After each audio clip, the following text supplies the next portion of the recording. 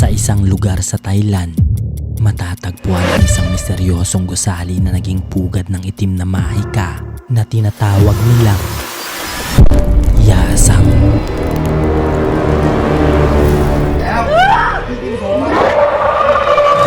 Ang Yasang ay isang uri ng itim na mahika na nagmula sa hilagang silangan ng Thailand.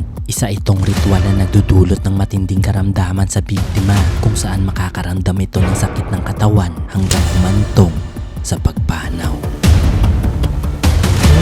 Sinulid. Kilala ito at patuloy na ginagamit sa mga bansang Indonesia, Cambodia, Vietnam, Thailand at pati na rin sa Pilipinas na mas kilala bilang kulam. Kayo daw po ay isang mangkukulam. Totoo naman po, isa akong gumagawa ng kulang. Noon ginagamit ito ng mga sinuunang tribo para sa mga kalaban, pero ngayon nagagamit ito para babagsakin ang mga kompetensya sa negosyo. Isang patunay na maraming sumasamba sa itim na puwersa. What the heck? Ritual yan eh. OMG. Makdo guys.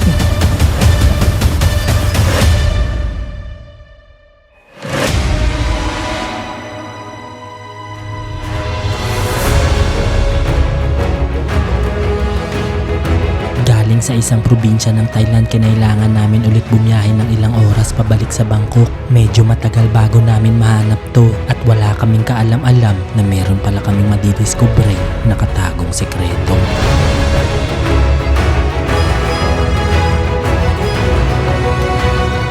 At pagkagat ng dilim, narating na namin ang lokasyon.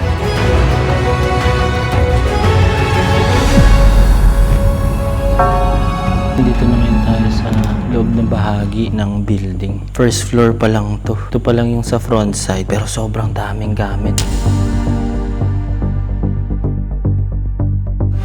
Dito pa lang sa harap nagkalat na ang iba't ibang klase ng gamit. Merong mga mamahalin at may mga gamit na pambata. Oh my god, sa bata to. Oo nga, gagi. Naiwan din dito ang mga upuan nila sa opisina. Sira-sira na at unti-unti nang nababalot ng mga alikabok. Grabe kung sa atin to, wala na to. Chinese Buddhist guys. Nagkalat din dito ang mga gamit sa pag-alay at ritual. Dami natin nakitang ganito eh sa last explore natin eh no. Yan yung sa mga offering. Parang may something na talaga dito guys. Oh my god, ang daming sign. At meron pang nakasulat ng mga simbolo at dasal sa pader nila.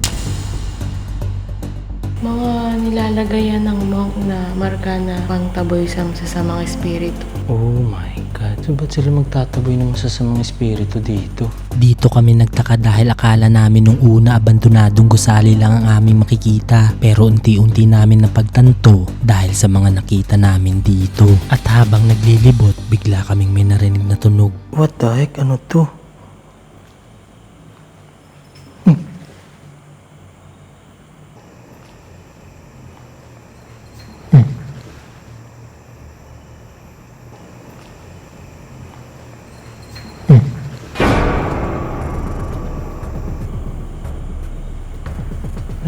Hindi kami sigurado kung bote ito o kadena. Ito man. Guys, meron kami nakita dito guys. Gagi, meron yan dito.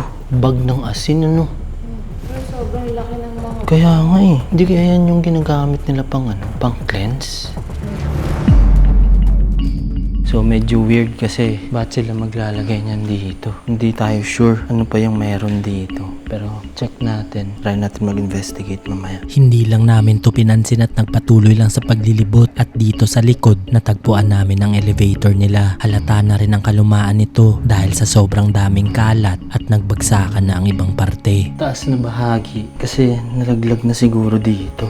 Pero yung mga buttons nyo, wala pa siyang sira guys. Mayaman din talaga yung may-ari nito. Pero nakakapagtaka na bigla na lang tong inabandona guys. Sa tabi nito natagpuan namin ang kanilang palikuran. Sira-sira na rin at unti-unti nang pinapasok ng mga ligaw na halaman. At sa harap nito, meron kaming nakitang napakalaking silid.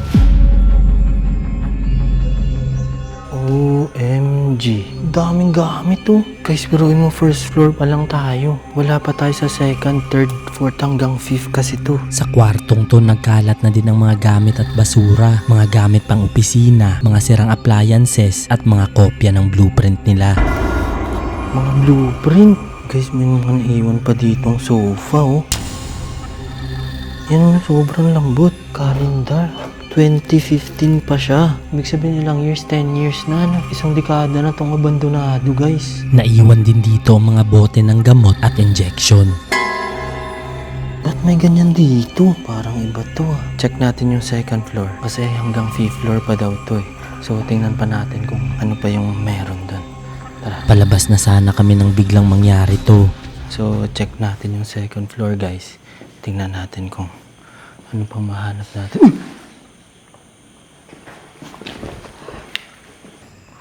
Ano pang mahanap natin?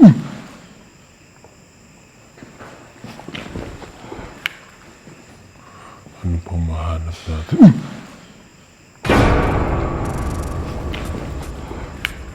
Nanggagaling ito sa likod na bahagi ng opisina.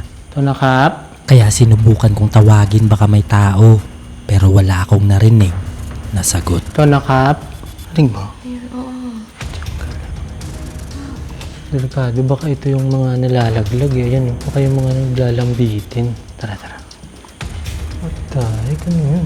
Hindi na lang namin pinansin at dumiretso na sa second floor. Kaya tayo, guys. Habang lumalalim ang gabi, unti-unting dumadami ang naririnig namin. At nang paakyat na kami sa hagdan, So, guys, dito yung second floor. Tingnan natin kung anong meron.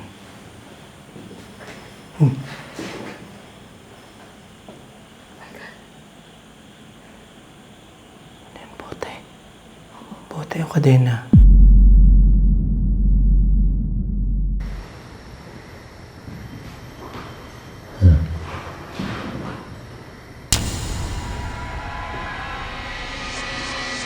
dito na kami kinabahan dahil sunod-sunod na ang mga tunog. Tay. Nakita ka bang bote dyan? Tanong mo nga, ikaw lang. Sana ka, may kayubang. Sinubukan kong silipin baka may tao o hayop dito.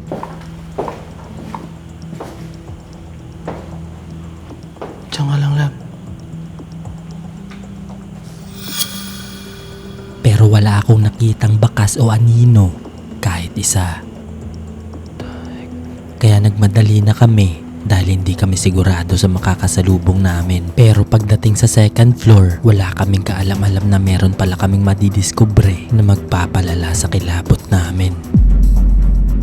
Grabe, parang dinaanan to ng dilubyo, guys. Sobrang daming kalat din. Mas maraming gamit ang nagkalat sa floor na to. Nagsibagsakan na rin ang mga kisame at sira-sirahan ng ibang parte ng cubicle. So guys, dito sa second floor, total wreck na talaga siya. Tapos yung mga kuryente dito, ayan o. Yung mga kable, nakalaylay na lang dito, guys. Office table nila, guys, naiwan lang dito. Sobrang dami. Halos kalahati ng floor na to, puro mga office table. Ito meron pang mga kristal, oh. So, hinayaan lang dito, guys. Nakakalungkot isipin na ang mga alaala ng mga dating nagtatrabaho sa opisinang to ay unti-unti na rin makakalimutan kasabay ng pagkabulok ng mga gamit dito.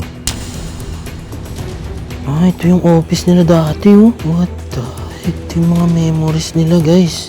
Grabe to. Ito sila dati. Grabe, hinayaan na lang dito, guys. Yan, meron pa dyan mga gamit ng mga nagtatrabaho dito. Mga drawer. At sa bandang dulo nakakita kami ng mga disket na nagsisilbing storage ng mga files nila dati. Sobrang dami nito at lahat ng database nila naiwan lang na nakatiwangwang. At sa gitnang bahagi, meron kaming nakitang mahalagang papel. Yan yung pinakita nila. Hindi ko sure kung ito yung kita nila or ito yung cash out nila. No, yan o. Ilang billion yan. Diba? 12 zeros, guys. Ilan yan? Trillion? 1 trillion? So yan yung na-cash out nila? At habang tinitingnan namin to, may bigla na lang.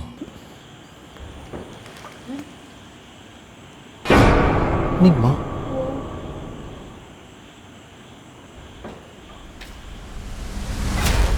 Nanggagaling ito sa isang parte ng palapag na to. Ito na, Kap? Ano yun? Yapak o ano? Dabog?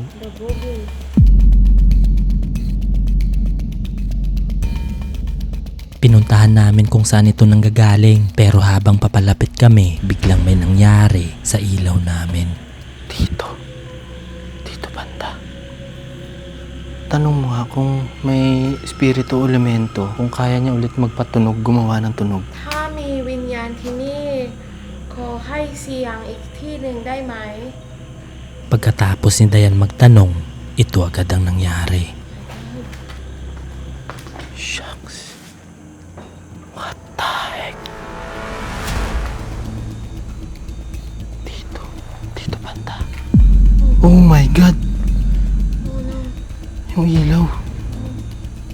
Gagi, kaka-charge ko lang nito, guys.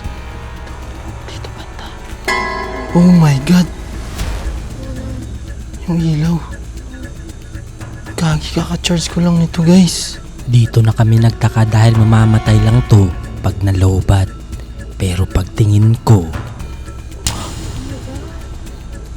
Ano mo? full pa rin ang battery. Gagi. Overnight charge to, guys. At nang dederecho na sana kami, bigla kaming may narinig na umiyak. Gagi. Overnight charge to, guys.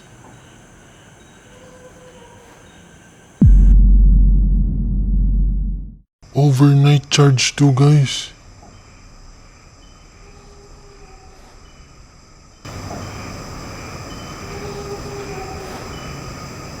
Dahan-dahan namin tong nilapitan, pero nang malapit na sa pinto, bigla naman itong nilobat ang flashlight at pinatunog ang EMF. Ano, Kap?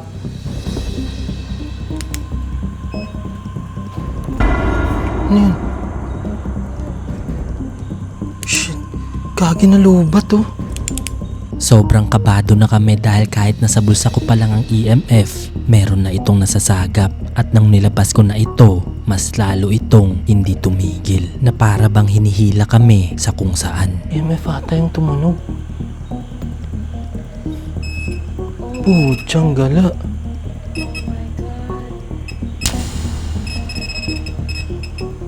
Na dito. Yan, guys. Wala yung hawak si Dayan, ha. Yan, oh. At pagsilip namin sa likod nito, ito ang bumungad sa amin. Oh my God, love. Mga gamit sa paggawa ng kulam. Kaging lala na tayo ng balibo ko. Love, kita mo? Hindi na rin tumitigil sa pagpitik ang EMF at siguradong konektado ito sa asin na nakita natin kanina sa baba. Shit. Kaging hindi okay to. Hindi okay to, guys.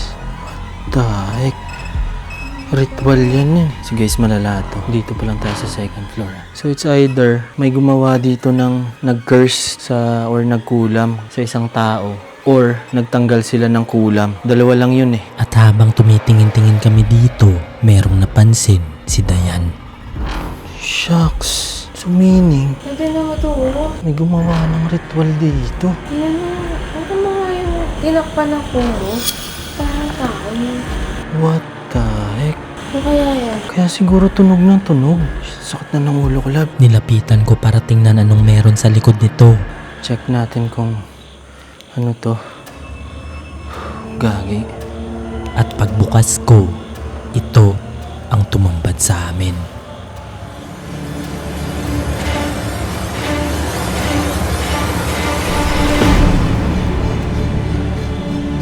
What the heck?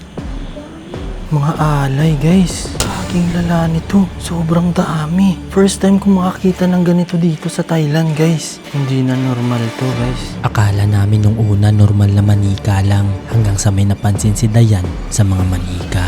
Bakit? Yung manika, may kandila. May tulo ng kandila. So, ay putyang gala. Tumanika, ngayon ko lang na-notice. May mga tulo siya ng kandila, guys. Shit, gagi. Balik na natin to. Ang sakit ng ulo ko. Gaging lala nito, guys. OMG, mga offering. Shucks, guys. Diba? Pagka mga damit, mga ino-offer yan sa mga spirito. Shucks, oo nga, guys. Kaya pala may mga ganito dito. Sobrang dami. Ito kulam. Oh my God, oo nga, guys. OMG. Shucks, yun, may mga sinulid. Lab, tara na, lab. Iba na to. Sakit ang ulo ko. Ang bigat dito guys. Kaya nag-decide muna kaming umakyat sa ibang floor para tingnan anong meron dun bago simulan ang investigation. And guys, dito sa third floor, wala nang natira. Puro na lang siya mga kalat, tsaka yung mga nagbagsakang kisame naiwan dito. Pero may mga ano pa dito, design siguro to, mga kortina nila sa likod namin. May mga naiwan pa ang mga dati nila sigurong stocks to. So, karton to guys. Ito, meron pa dito. McDo guys. Yung iba dito hindi pa nabubuksan at nakakapagtaka dahil walang ni isa ang nagtatangkang kumuha. Kaya kung na-appreciate nyo yung ginagawa namin dito ni Dayan guys, please do subscribe. Yun lang yung hinihingi namin sa inyo. Walang monetary or anything na donations. Libre lang na subscribe, okay na sa amin yun. Kahit medyo delikado and hindi namin to nire-recommend na gawin nyo rin kasi delikado talaga to guys. So yun, ito lang yung third floor. Ngayon, check natin yung fourth floor. Tingnan pa natin kung ano pang makikita natin dito. Sa palapag na to matatagpuan ang showroom nila at gaya sa baba, sira-sira na rin at nagbagsakan ng ibang parte. Pero naiwan pa dito ang mga cabinet at long table nila kung saan sila nagsasagawa ng mga ideya. Dito pa yung ano nila, mga cabinet. Tingnan mo, wala pang sira. Pero inabandon na lang. Pwede pa sana to eh. Ito siguro yung creative area nila, lab. Kasi ito may beanbag box ng mga laruan guys. Tapos meron dito malaking beanbag oh my god. Nagkalat din ang mga laruan dito sa lapag na pwede pa sanang mapakinabangan ng ibang bata. Ito may ano po, for counting. Hindi pa nga siguro to nabubuksan eh. Bago pa siya guys. Dumiretso na kami para tingnan naman ang 5th floor at pagdating sa taas, napakaraming gamit ang aming nakita. At kung hindi ako nagkakamali, ito ang opisina ng CEO nila. Sobrang daming gamit. Dito sa right side ko naman, dito yung daanan sa papasok dito sa floor na to. Napakalawak nito at merong iba't ibang klase ng gamit, mga lumang CD, Xerox copier, mga mamahaling figurin at meron itong sariling kitchen. Siguro yung mga ano, yung sa mga boss na opisina, no? Kasing laki nito guys, oh. Sa bandang dulo meron akong nakitang pintuan, kaya pinuntahan namin para tingnan anong meron sa loob.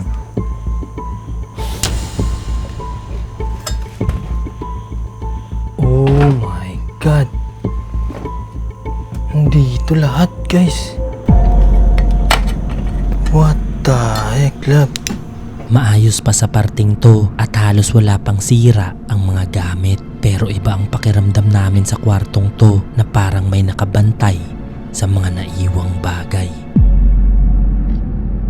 Yung iba nakaano na, sako bag. Tapos yung iba yan nakabalot pa oh. Tapos dito may mga Chinese characters guys. Sobrang gare ng office. So ito siguro conference room nila, no? Ito yung conference room nila guys. Bukod sa mga mamahaling gamit, naiwan din dito ang mga mamahaling inumin nila. Mga tsaa. So hindi lang pala basta-basta yung may-ari nito guys. May ritual area din dito. Ayan oh. Sa likod pala ng mga mamahaling gamit may nakatagong altar para sa ritual at sa sunod naming nakita, mas lalong lumala ang aming kaba. Yan, may picture pa yung may-ari. Products niya. Dito yung mga hawak niya yung ano, yung mga laruan. What the heck? Ay putik na yan. Love.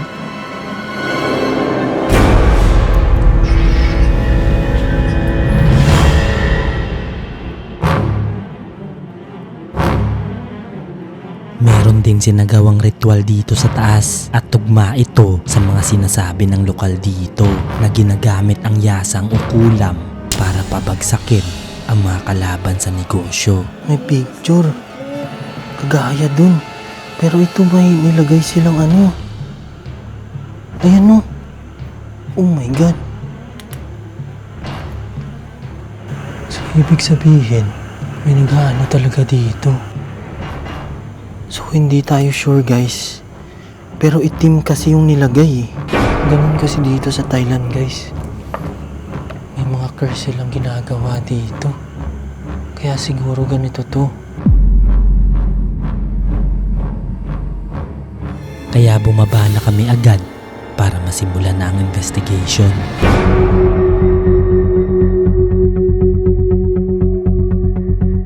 Sinet up ko na agad ang mga gamit at unang tanong pa lang, ito agad ang nangyari. Kung meron kaming espiritu na nandito, ang nakasama dito ngayon, pwede nyo bang patunugin ang isa sa mga gamit namin dito? หากมีวิญญาณที่อยู่กับเราออกเสียงก็ได้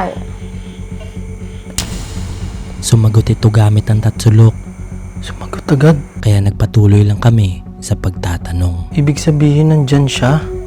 Shh. Yan yung tinuturo eh. That side. Dito na side. Yung may picture. Pwede ba kami makipag-usap sa'yo dito? Okay lang ba na nandito kami?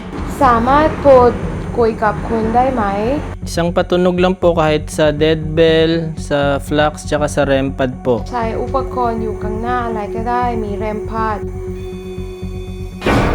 This time sa rempa dito sumagot, What the heck? kaya sinubukan namin kung kaya niyang patunugin ang dead bell. Guys, kaging lala nito. Sumining oo. Andito po kami para makipag-usap. Ako po si Clint, kasama ko po si Dayan. Gusto lang po namin malaman ang mga nangyari dito. Pwede po ba kami magtanong sa'yo? พูดคุยกับคุณตอนนี้มีอยู่ดายานแล้วก็มีคลินเรามีคำถามนะคะ ขอใช้อุปกรณ์อยู่ข้างหน้า Pwede mo bang patunugin yung bell? Isang beses lang po, kung oo, kung hindi, dalawa. At pagkatapos sabihin ni Dayan sa kanya, ขอกดกริ่งได้ไหม What the heck, guys? isang beses para makumpirma sinubukan namin kung magtutugma ang sagot nito sa litrato na nandito. So, pwede ba namin malaman kung babae ka o lalaki? Puying o puchay? Kung babae, isang beses, kung lalaki, dalawa. เปิดไฟสีเขียวถ้าเป็นผู้หญิง เปิดไฟสีแดงถ้าเป็นผู้ชาย หรือกดกริ่งก็ได้ At maya-maya lang, Tiyonggala. Guys, so tugma siya. pinatunog nito ng isang beses. Ibig sabihin, babae ang kausap namin. Babae nga yung nandito. Yan guys, time check. 12:33 na dito guys. Hindi na siyang lumalala. At nang tinanong namin kung siya ang babae sa litrato, ito ang kanyang sagot. Pwede po ba namin malaman kung ikaw yung babae sa litrato na nakalagay dito? ถ้าคุณที่เป็นผู้หญิงอยู่ในภาพกดกริ่งหนึ่งครั้ง ถ้าไม่ใช่กดกริ่งสองครั้ง Tiyonggala. Sabi na eh. So meaning siya yung nagpatunog kanina ng EMF. Kaya kinumpirma ko agad kung siya din ang nagpapatunog nito kanina. Ikaw po ba yung nagpatunog ng EMF kanina? คุณข้อที่เป็นคนที่ให้เปิด EMF ใช่ไหมคะ What the heck guys? Tugma yung sagot. Yan, papansin nyo dito pag ganyan. Pag bata yan guys, yung bell hindi titigil, kakatunog yan. No, hindi siya bata. Para makasigurado, sinubukan namin itanong kung magtutugma pa rin ang sagot nito sa ritual na nakita namin sa taas. At kung papatunugin niya nga ba ang dead bell ng 2 beses. Pwede po namin malaman kung ilang kayo dito. Kung ikaw lang mag-isa, patunugin mo yung bell ng 1 beses. Kung marami kayo dito, 2 beses. ตอนนี้มีวิญญาณกี่คนอยู่กับเราบ้าง ถ้ามีคนเดียวกดกริ่งหนึ่งครั้ง ถ้ามี Oh my God. Shit. Madami sila. kaya pala dalawang sagot. Shucks. Oo nga. Sumining sa taas. Kumpirmado na merong namamahay dito. Guys. Shit, sakit na ng ulo ko. At pagkatapos ko makaramdam ng sakit ng ulo, biglang nangyari to. Ayan. At unti-unti na ring bumibigat ang aking pakiramdam. What the heck? Kaya binilisan na namin ang pagtatanong. Kasama mo po ba yung lalaki sa taas? ตัวนี้ที่ภาพเราเห็นข้างบนอยู่กับคุณ Dito ko po ba nagtatrabaho? ตอบคำตอบว่า คุณทำงานที่นี่อยู่ที่ชั้น 2 ใช่ไหมคะ Oh my God. Kaya pala dito siya. Kaya tinanong namin kung siya din ang gumagawa ng mga tunog dito kanina. Dito yung spot niya eh. Kanina pa lang sa EMF eh. Kayo po ba yan ang gumagawa ng tunog dito kanina? คนผู้หญิงเป็นที่เปิด EMF ใช่ไหมคะ Oh shit. Sakit na ng ulo ko ah. Pinipigilan ka ba ng kasama mo dito ngayon? คนที่อยู่กับคนผู้หญิง เป็นคนที่ให้เราหยุดคุยกับคุณใช่ไหม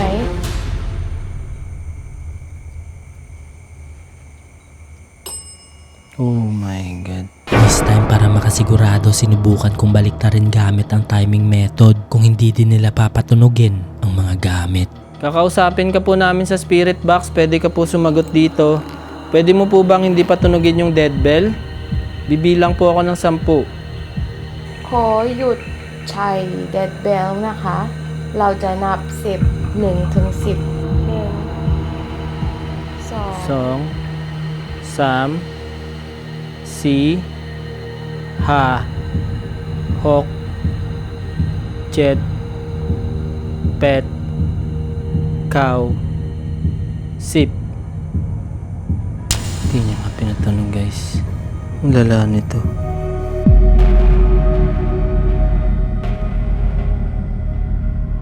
So try natin siyang kausapin sa spirit box. Dito mas naging klaro ang sagot nila at mas lalo kaming kinilabutan sa aming nalaman. Pwede po ba namin malaman kung sino may gawa sa inyo nito? ทุกอย่างนี้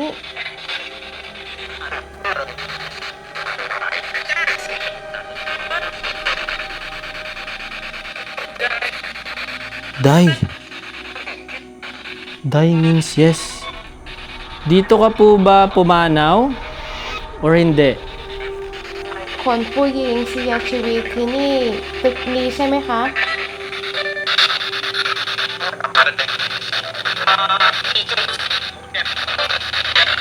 กรุงเทพ Krungtep? Bangkok? So dito. Sa Bangkok Hospital ba yung sinasabi mo?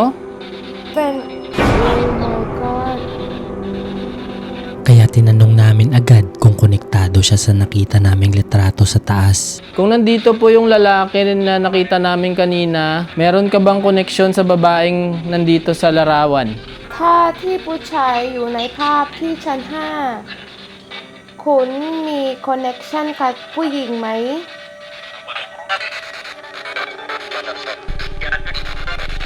Yachay.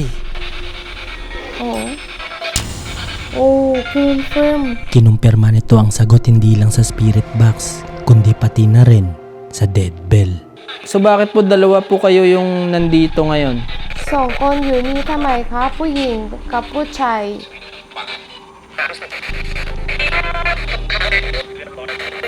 Liploy? เรียบร้อยเลยtapos na Oh my God, ayan no din yung sagot to.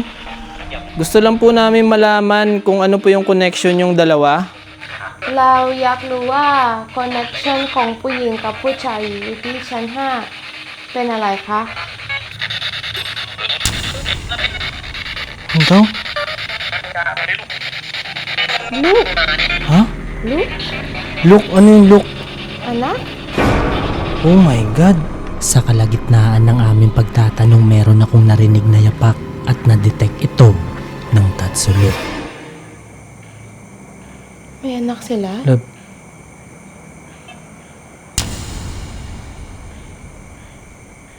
Mayabag.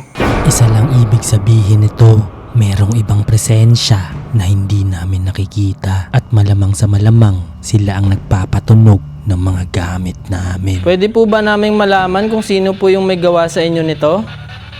เราอยากรู้ว่าที่เหตุการณ์ที่ทำอันนี้ใครบ้าง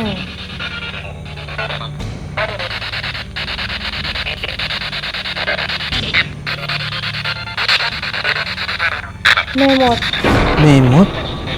ไม่หมดคูลัม